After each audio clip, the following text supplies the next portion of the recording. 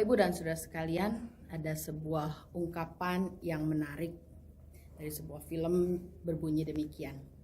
Setiap mesin diciptakan dengan tujuan. Ketika sebuah mesin tidak dapat lagi melaksanakan tujuannya, maka dia menjadi rusak. Dari ungkapan ini, kita bisa melihat begitu pula manusia. Saat dia sudah tidak lagi berjalan sesuai dengan tujuannya, maka dia juga rusak. Tentunya ini mengingatkan kita semua, Bapak Ibu Saudara sekalian, bagaimana kita sebagai manusia terlebih menghayati diri sebagai ciptaan Allah, menjalankan peran kita secara bertanggung jawab. Dosa telah merusak bagaimana manusia menghayati diri sebagai ciptaan Allah, membuat manusia berjalan dengan mementingkan dirinya sendiri, tidak peduli terhadap perintah Allah, kehendak Allah, bahkan isi hati Allah yang tertuang di dalam perintahnya. Di dalam keadaan itulah kerusakan seperti yang diungkapkan dalam ungkapan tadi sebetulnya sedang berlangsung dalam hidup manusia. Tetapi syukur kepada Allah karena Tuhan Yesus Kristus dengan kasih-Nya, Dia hadir di dalam hidup manusia. Dia telah memberikan dirinya, menebus kita dengan pengorbanannya di Kalvari, dan memberikan kepada kita hidup yang baru di dalam kebangkitannya. Dengan pengorbanan Kristus itulah kita kembali menjadi ciptaan baru.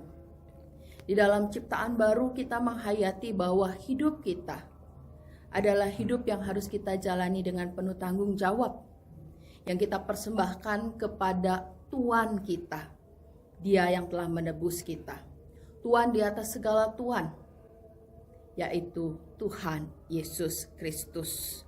Bapak Ibu Saudara, sebagai orang percaya kita ada di dalam masa penantian untuk menyambut kedatangan Kristus kembali, kedatangan Tuhan kita. Apa yang telah kita persiapkan ketika nanti Sang Tuhan itu datang? Apakah kita akan menyambut Dia dengan penuh sukacita dan mempersembahkan kepadanya segala yang terbaik yang telah kita lakukan dengan setiap kesempatan yang Ia percayakan? Mari kita memperhatikan perkataan dari Paulus dalam Efesus 2 ayat 8 sampai 10. Efesus 2 ayat 8 sampai 10, sebab karena kasih karunia kamu diselamatkan oleh iman, itu bukan hasil usahamu tetapi pemberian Allah. Itu bukan hasil pekerjaanmu, jangan ada orang yang memegahkan diri. Karena kita ini buatan Allah, diciptakan dalam Kristus Yesus untuk melakukan pekerjaan baik yang dipersiapkan Allah sebelumnya. Ia mau supaya kita hidup di dalamnya.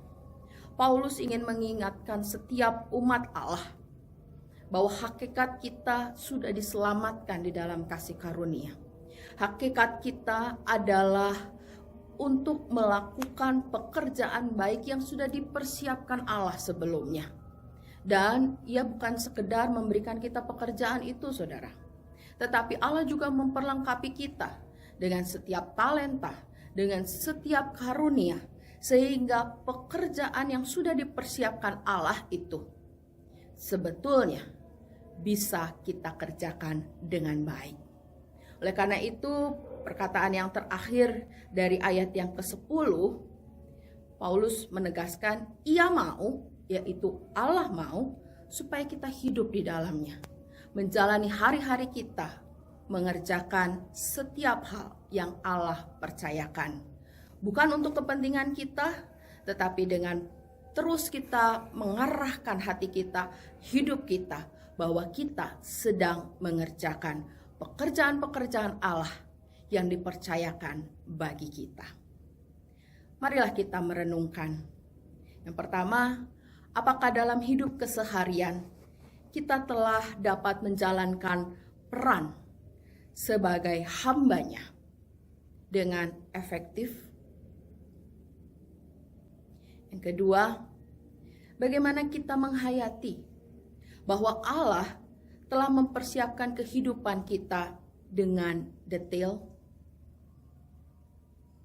Yang ketiga, apa saja yang hendak kita mulai lakukan dalam setiap kesempatan dengan talenta atau karunia yang Tuhan percayakan? Tuhan Yesus memberkati.